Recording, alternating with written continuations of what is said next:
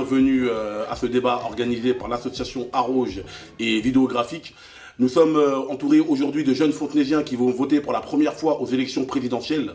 Nous allons essayer de savoir à travers ce débat leur ressenti sur les candidats qui se présentent actuellement et savoir quels sont les jeunes qui vont voter blanc ou pour un candidat. Moi j'ai pris une soirée pour lire majoritairement tous les programmes. Ah oui, d'accord. Je me suis posé une soirée en essayant de lire les programmes. En vrai, moi je pense on vote, c'est du cinéma, on nous fait voter un peu, mais au fond c'est eux qui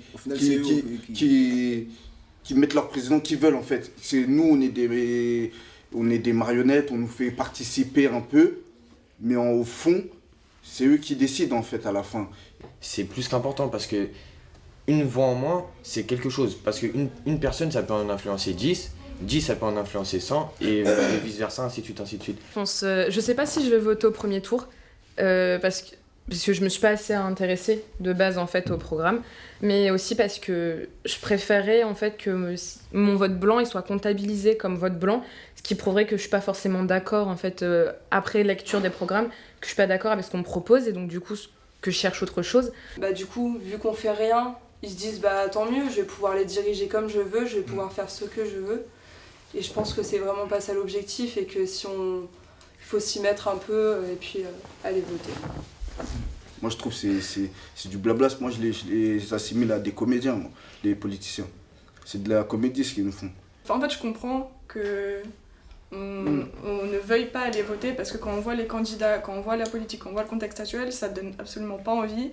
Sauf que je me dis si on n'y va pas, je sais pas, moi je sais dans ma conscience, je me dis au final j'aurais rien fait et j'aurais pu quand même si je pense que aussi il y a des trucs qui sont déjà plus ou moins prédécidés, que machin, qu'en vrai ça changera pas la donne forcément.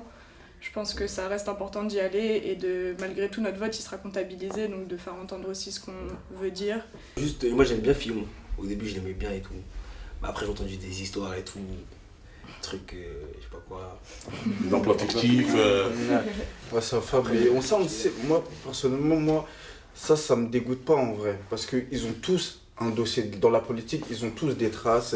Pour rentrer dedans, je veux pas dire quelqu'un de faux, mais t'as toujours un antécédent.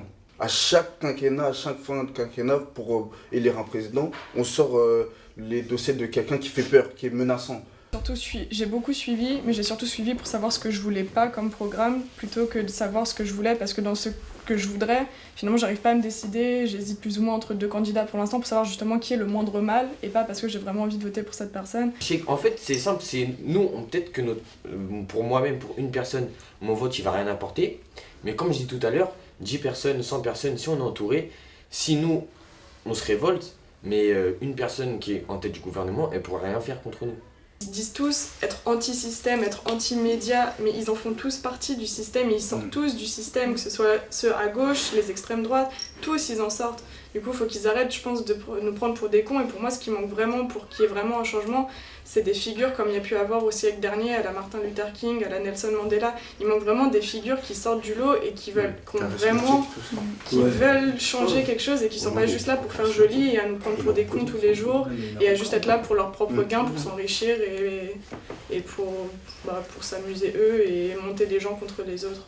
Donc, et ça me conforte toujours dans l'idée de voter, encore plus avec ce débat, parce que je vois justement que la plupart ne sont pas satisfaits, que la plupart ne vont pas aller voter, ce que je trouve dommage, et je pense que justement c'est ce qu'ils veulent. Moins on va voter, plus ils gagneront. Donc moi je continuerai à aller voter. Et je trouve que justement quand je vois des choses comme ça, ça me donne encore plus envie de me battre, de militer et de faire des choses dans ces milieux-là pour montrer que ça nous importe quand même et il y a vraiment des choses qui ne vont pas et il y a plein de choses à changer. Et pour moi, j'aurais pas la conscience tranquille, et puis même pour les années à venir, pour ceux qui viendront après nous, tout ça, j'aurais pas la conscience tranquille si je suis restée vraiment à rien faire et que je me suis pas exprimée. Que j'ai pas montré que j'étais mécontente. Et je trouve ça bien justement d'avoir des débats organisés comme ça, parce que ça permet de parler librement, de voir d'autres jeunes ce qu'ils pensent aussi, alors qu'on habite dans la même ville, qu'on a tous grandi ici. Ça permet de voir aussi nos différences et nos similarités dans ce qu'on pense. Et je trouve ça super important parce qu'au final, on a très rarement cette chance parce que justement, on grandit dans un système où on est censuré limite et on s'auto-censure nous-mêmes parce qu'on a peur de ce que les autres peuvent penser, parce qu'on va être jugé, parce que ci, parce que ça. Du coup, je trouve ça vachement bien d'organiser des débats comme ça où on peut, même à petits groupes, mais juste déjà voir un peu parler avec d'autres jeunes et parler de ces choses-là, quoi.